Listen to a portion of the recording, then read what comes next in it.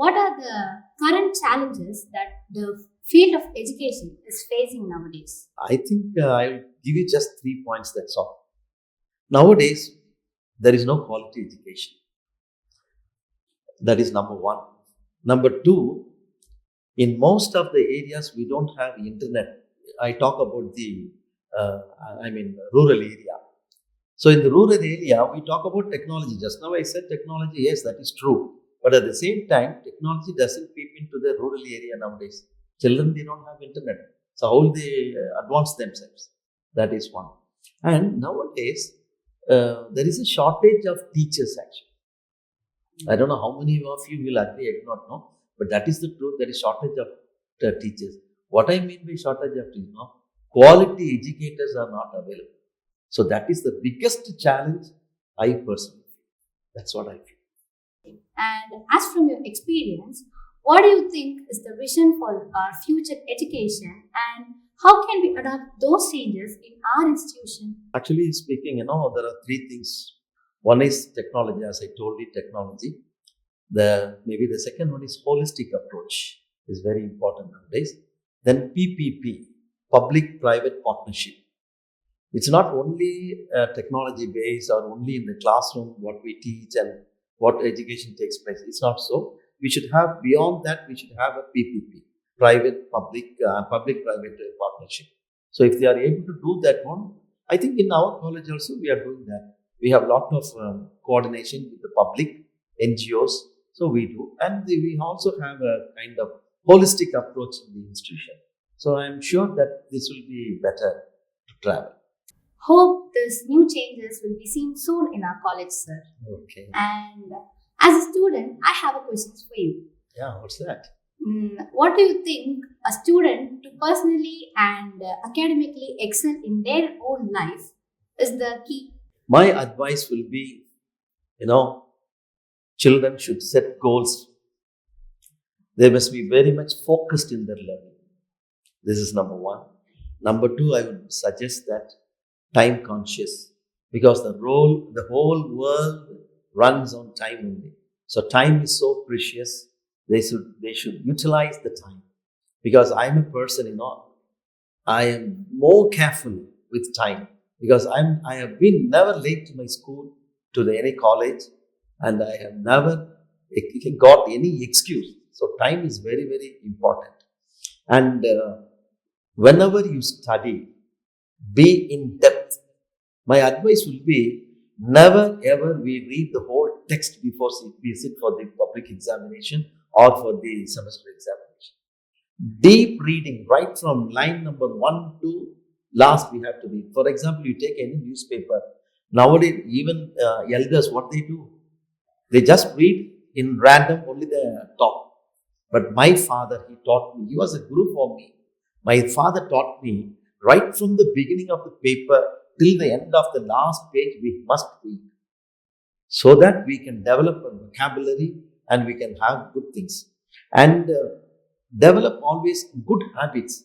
See, nowadays we are moving towards bad habits. Most of the children I have seen, even at home, even at college, even at schools, children are moving away from good things. Why it happens? So we have to think, everybody, even the parents also, they must think, where are we, where our children are moving towards. So they must develop good habits. And finally, I would rather say to them, always I advise this one, be first or be with the first. In Tamil they say, Mudalvanai iru alladhu mudalvanodu iru. So be first or be with the first. So if you catch hold of that concept, I think you'll shine like anything in your life. It's so good to be with an intense reader, sir, actually. Yeah. And how you think that scouting is more important and holistic for the development of students? It's not only scouting actually. When you talk about extracurricular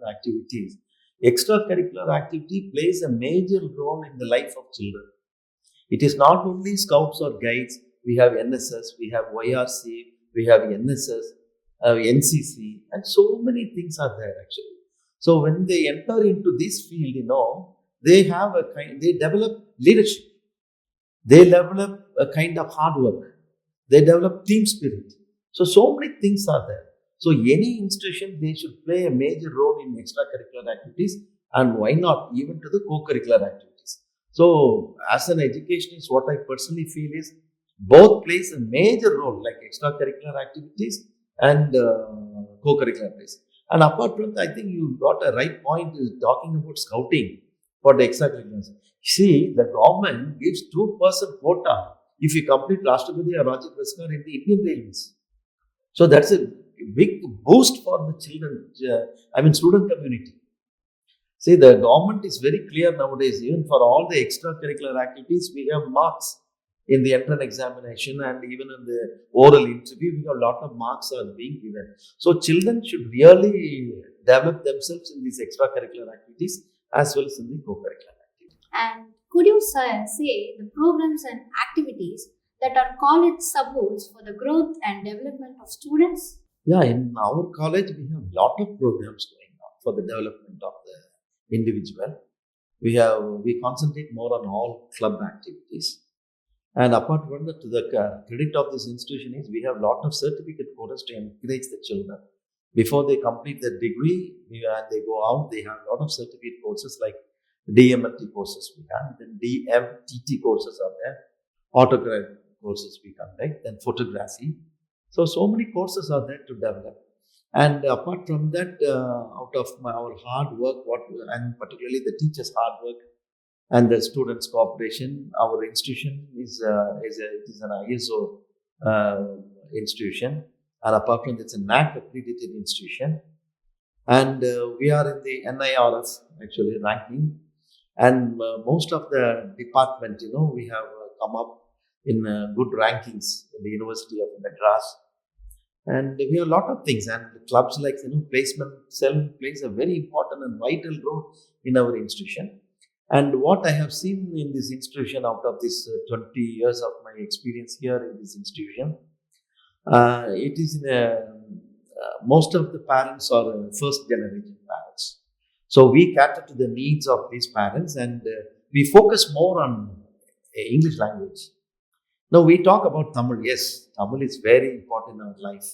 But at the same time, if you want to focus your attention for a job, international jobs, or jobs abroad or something like that, in English is a must. So we focus more on English language also. We focus that they must speak in English inside the campus and so on. And our children also, the outcome in sports field, academic side also, they do a lot of work, and in a very proper way, in an excellent way, we do things for the children, particularly the student community.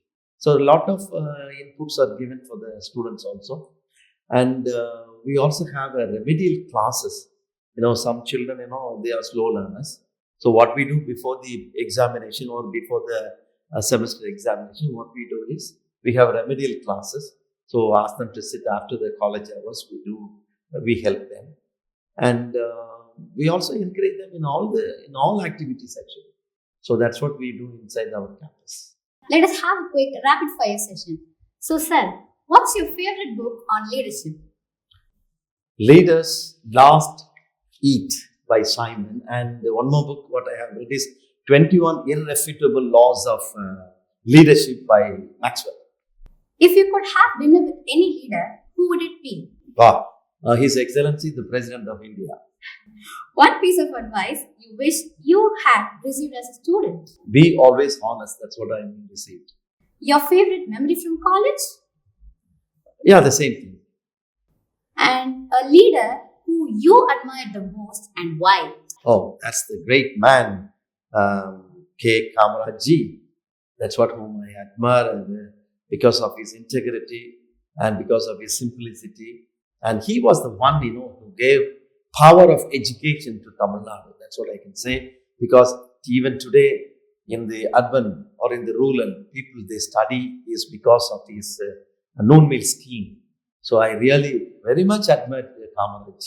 And that brings us to the end of our first college podcast. It was an incredible talk with you, sir. And a huge thanks to you for sharing us whatever you have gone through. And it's really inspiring, sir. Thank you very much. My pleasure too. Thank you very much. This is just the beginning of an exciting journey. We look forward to you to bring more inspiring stories and wonderful journeys. If you enjoyed this episode, don't forget to share with your friends and let us know what your thoughts are. Stay tuned until next time. Keep learning, keep growing. Signing off. See you in the next episode.